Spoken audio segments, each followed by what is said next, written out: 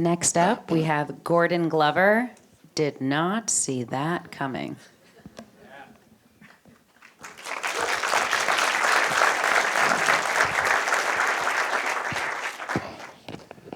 I'd like to talk to everybody tonight for 6 minutes about time travel.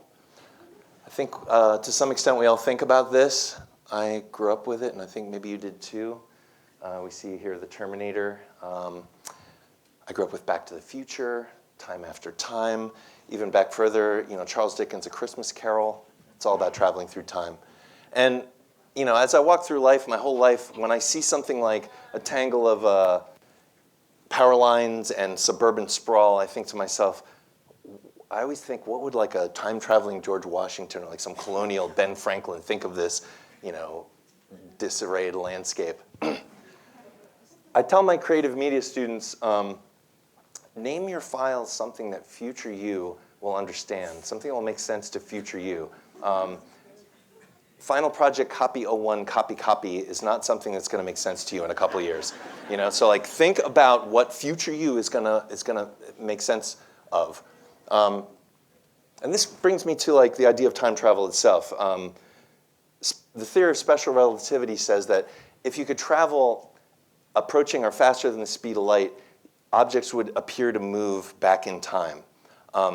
So when we think about like the practicalities of time travel, like actual time travel, a craft or a vehicle or a body probably could not move at that speed. It would, it would be disastrous. It would disintegrate your craft or your body, or it would take an infinite amount of energy. It just doesn't seem possible. But a signal, it occurred to me that like a signal or like a electrical pulse a message could travel through time. Flash back in time, past me did not anticipate that I might become a Baltimore City public school teacher for a couple of years, and that after I left that job, that the school would actually close and cease to exist. September 10th, 2001, we found out that we were expecting our second child the day before 9/11. And so when I went to work on 9/11 and listened to the radio of things happening, I couldn't help thinking, like, what is the world going to be? In 2016, Burlington College, our own Burlington College, abruptly closed unexpectedly. I taught there for something like 8 years and started a program, and it really hit me that this special place just ceased to exist, and that this happens. I was hanging out at the South End Art Get Down where they have like food trucks and whatnot, and I got a text from my ex that said, "Did you hear the news? The University of the Arts is closing." And we had met there when we were 20 years old. That's where we went to art school, and it ceased to exist. I didn't see this coming. Well, actually, I did see it coming. Like we all saw it coming. We didn't want to see it coming, but we thought like maybe something will happen, and twice. And so here we are, and it's something that's hard to reckon with in the idea of like what is happening next, especially today. So flashing back to my earlier point about signals, I received an email from my future self that said, I have some good news and some bad news. And evidently we figured out how to do this to send a signal.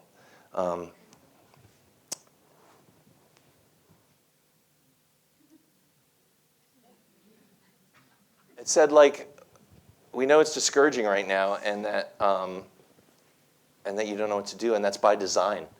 It's by design to be flood the zone with bullshit and to overwhelm us with news that we can't make sense of and too much information. It's like our atmosphere.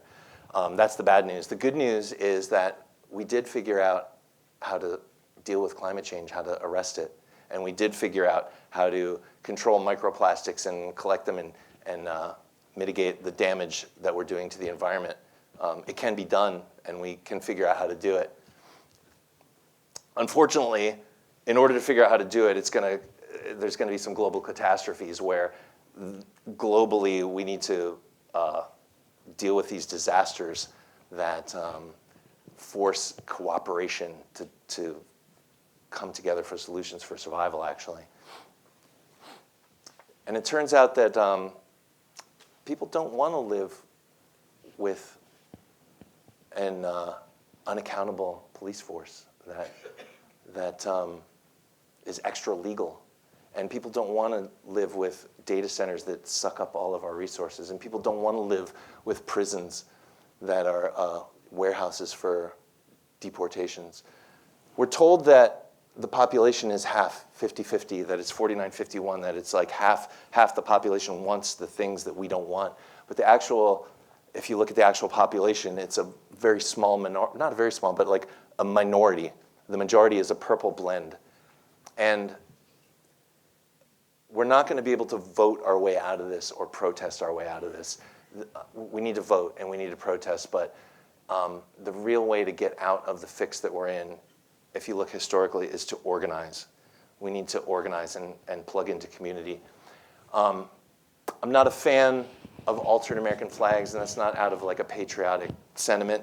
I just think that usually altered flags are problematic and divisive, but I think we all are aware that an upside down flag signals SOS, it means distress.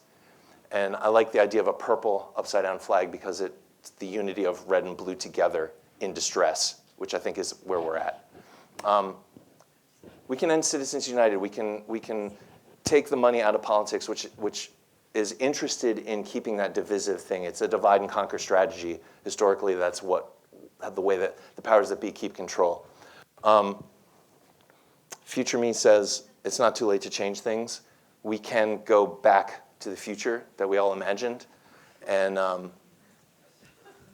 turn that purple flag right side up or maybe left side up.